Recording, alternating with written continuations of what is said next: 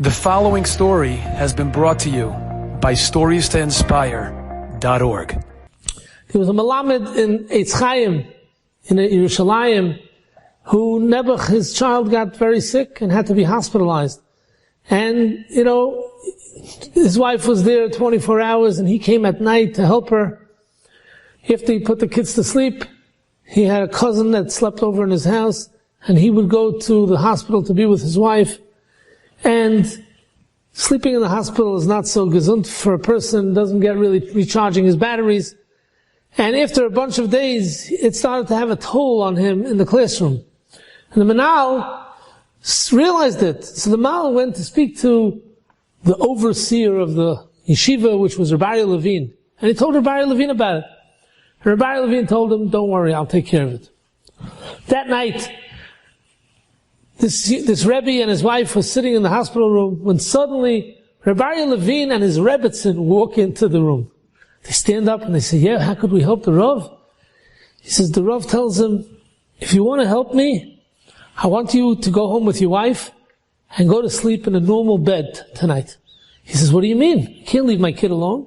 He says, no, I came with my Rebbetzin, we're going to be here a whole night. And they say, we can't do this to the Rav. The Rav can't give up his night. He's so busy and he can't. We're not going home.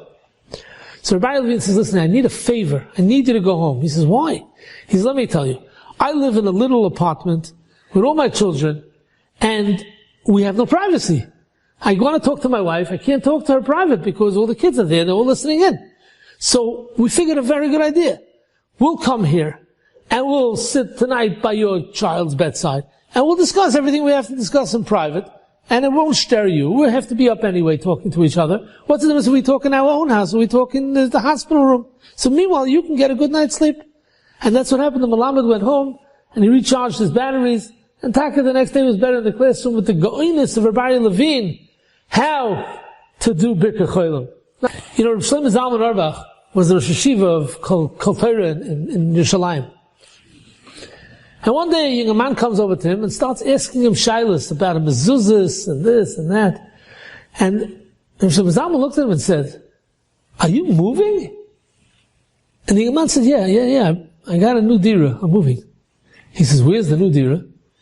He says, actually, it's on the block of the yeshiva. Rav Shlomo Zalman said, on the block of the yeshiva? When are you moving? He says, I'm moving Thursday.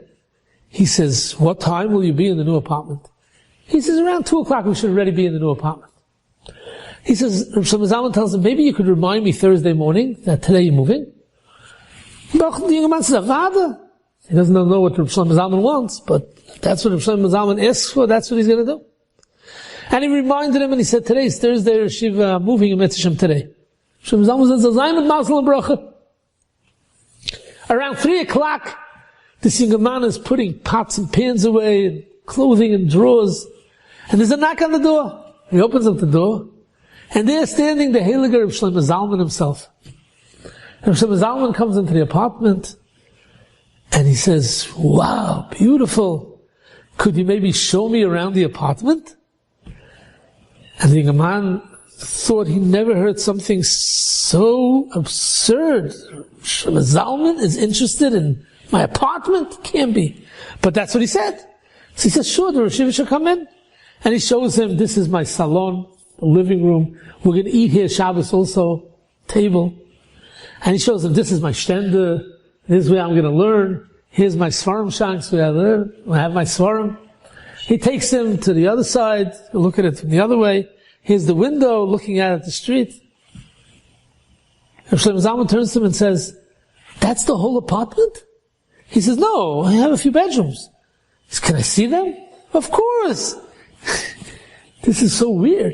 He takes Rav Shlomo Zalman to the back of the house and he shows him, this is the first bedroom. Takes him to the next bedroom. This is the second bedroom. He had up to another half a bedroom. He shows him the half a bedroom. Rav Shlomo Zalman tells him, it's beautiful. But this apartment comes without a kitchen? He says, no, of course I have a kitchen. Come. He takes Rav Shlomo Zalman into the kitchen. This is fleischiks. This is milchiks. Beautiful. Gewaldig apartment. Rav Shlomo Zalman turns to him and says, where are you going to make your sukkah? He says, what do you mean? I have a marpeset. Can I see it? Of course. He takes Rosh Zalman and he shows him this marpeset, there's a kosher sukkah like Zion al Zion. He drink l'chaim, Vada, he drink l'chaim, and Rosh Zalman gives him a bracha that he should have a lot of atzlocha, and the house should be gebenched, and he should have make a lot of simchas in the house. And Rosh Zalman gets up to leave. The young man gets up and he walks Rosh Zalman to the door. And he opens up the door, and as Rosh Zalman's leaving, he says, Rosh Hashiva, can I ask you something?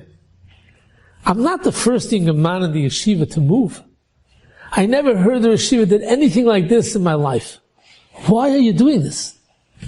So Rosh Zalman said like this. Right now nobody knows that you moved. No one knows where you moved. But it's going to take 2-3 days, maybe a week. And everybody's going to know that you moved. And where did you move? To a house on the block of the yeshiva. Do you realize that every young man would love to live on the block of the yeshiva? You don't have to take a bus home. You don't even have to walk.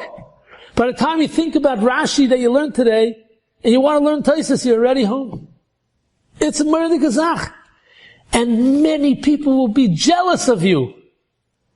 And you know what happens next? They give an ayin hara. And I don't want you to have an ayin hara. I don't want the house to be fasholten, cursed. So my idea was that I'm going to come here first before anybody knows about it. And I'm going to bench your house. And when the bracha is chal in your house, the ayin hara will be deflected. Enjoyed this story? Come again. Bring a friend. StoriesToInspire.org